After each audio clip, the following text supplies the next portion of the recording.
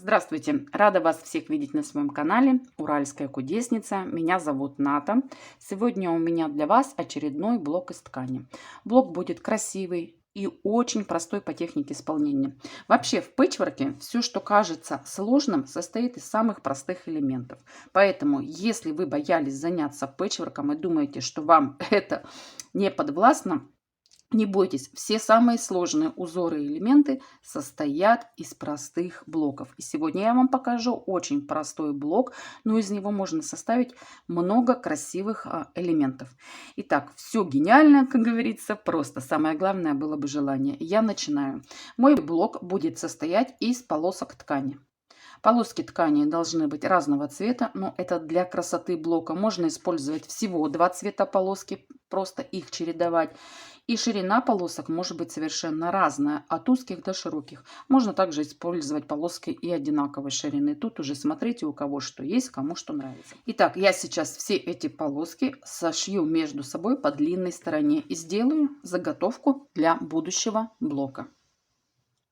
Заготовку для будущего блока я сделала. Смотрите, все полоски сшила по длинной стороне. Где у меня полосочки были короткие, вот салатовая полоска, белая. Я сначала эти полосочки сшила между собой, сделала длинную полосу, ну а потом уже сшила все вместе.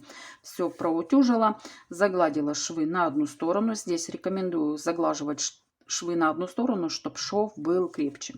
Итак, сейчас я выровняю край заготовки. Можно это делать при помощи роликового ножа, можно это делать при помощи ножниц, что у вас есть. Но все-таки я рекомендую, если вы решили заниматься пэтчворком, приобрести роликовый нож и линейки для пэтчворка. Это вам значительно сократит время выравнивания заготовок, ну и облегчит работу. Ну и просто это удобно и классно. Посмотрите, одним движением я все выровняла. Все, моя полосочка выровняла. Теперь я замерю ширину моей полоски. Она у меня 19 сантиметров. И из этой полоски мне нужно сделать квадрат. Ширина 19 сантиметров. Следовательно, я откладываю 19 сантиметров по длине. Угу. Размечаю. Купила карандаш портновский и как-то пытаюсь научиться им работать. Хотя, честно говоря, мне не очень нравится. Пишите мне в комментариях, какими предметами вы пользуетесь для перевода выкройки на ткани. Очень интересно. Ну вот у карандаша здесь такая есть веревочка. Карандаш не затачивается, просто веревочка вот так вот отодвигается и получается, как сказать, освобождается грифель. И можно им чертить.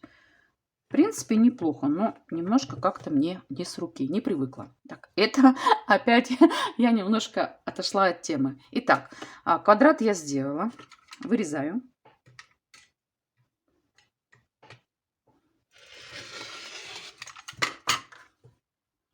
Первый квадрат у меня готов. На мой блок нужно 2 таких квадрата. Но я сделаю 4, чтобы потом еще сделать несколько вариантов этого блока. Поэтому сразу оговариваюсь, что лучше таких заготовок квадратов сделать 4 штуки сразу. Итак, я делаю 4 заготовочки.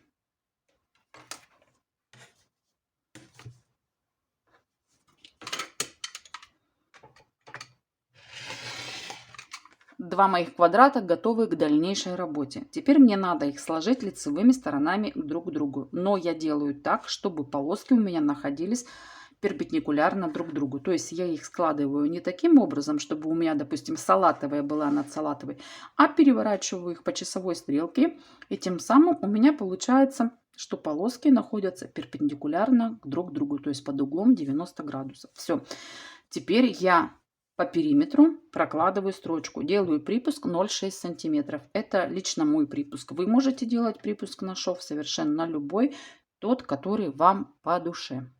Строчку я проложила по всему периметру. Вот так у меня выглядит заготовка с одной стороны, и вот так у меня выглядит заготовка с другой стороны.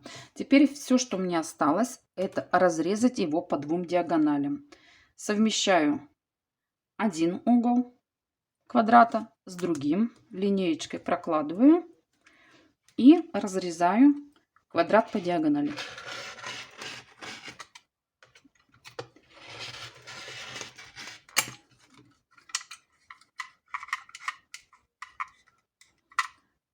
Немножко подкрутила нож. Теперь то же самое делаю с другой стороны. Также совмещаю угол-угол, диагональ и разрезаю. В итоге у меня получилось 4 таких треугольника. Я их разворачиваю и обязательно сейчас все это проутюжу утюгом. 4 моих заготовочки готово. Все, я их проутюжила, и мне осталось только срезать вот эти уголки, которые получились. Сейчас я это все уберу. Все выровняла, все подровняла, все лишние уголочки обрезала. Теперь я покажу, как из этих 4 заготовок можно собрать несколько красивых блоков. Итак, первый вариант сборки этих блоков. Посмотрите, в середине у нас либо бантик, либо песочные часы, которые обрамлены рамкой. Вот такой первый вариант сборки из этих квадратов. Теперь покажу следующий. Второй вариант блока, который собран из 4 маленьких блоков. Посмотрите, внутри какое интересное смещение полос. Итак, перед вами это третий вариант. Посмотрите, какая серединка. Здесь у нас одни стрелочки. Серединка получилась яркая, и она читаема. Мне нравится вот именно этот блок. А теперь я вам покажу несколько блоков, которые можно создать при помощи 4 таких заготовок. Посмотрите, у меня есть еще 4 заготовки. Они совершенно одинаковые, так как я сразу же из полосы ткани сделала не одну такую заготовочку в 2 квадрата, а несколько. И теперь покажу, что можно собрать из 8 таких заготовок. И из 8 квадратиков, посмотрите, я выложила какой орнамент. Здесь квадрат в квадрате, здесь квадрат в квадрате, здесь 4 заготовочки. И здесь 4 заготовочки мы их соединяем вместе, и у нас получаются еще вот такие замечательные стрелочки. Итак, девчонки, сегодня я вам показала, что из обычных полосок тканей, которые могут иметь различную ширину, можно создавать красивые узоры. Все гениальное просто. Сшиваем полоски, делаем заготовку, определенным образом раскладываем заготовку, опять вырезаем, а дальше уже наша фантазия, мы создаем тот узор, который нам нравится. И из таких узоров можно создавать очень сложные орнаменты. Еще раз повторяюсь, в пэтчворке все, что кажется очень сложным, состоит из простых блоков. Ну а на этом сегодня все. Все, что хотела, я вам показала именно в этом ролике. Но у меня очень много идей, очень много есть, что вам показать. Так что, если вы на меня еще не подписаны, то обязательно подпишитесь. Если у вас не нажат колокольчик, обязательно его нажмите, чтобы не пропустить следующее мое видео. Ну, если вам оно понравилось, ставьте лайк. Если не понравилось, конечно, ставьте дизлайк. Пишите мне свои комментарии. На каждый комментарий я отвечаю. Ну вот, вроде и все. Теперь точно с вами прощаюсь. Желаю вам здоровья, счастья, успехов, мирного неба над головой. И еще я вам хочу пожелать, чтобы в вашей творческой жизни никогда не было ступора. Чтобы у вас всегда было желание творить красоту своими руками. Пока-пока. До встречи на моем канале.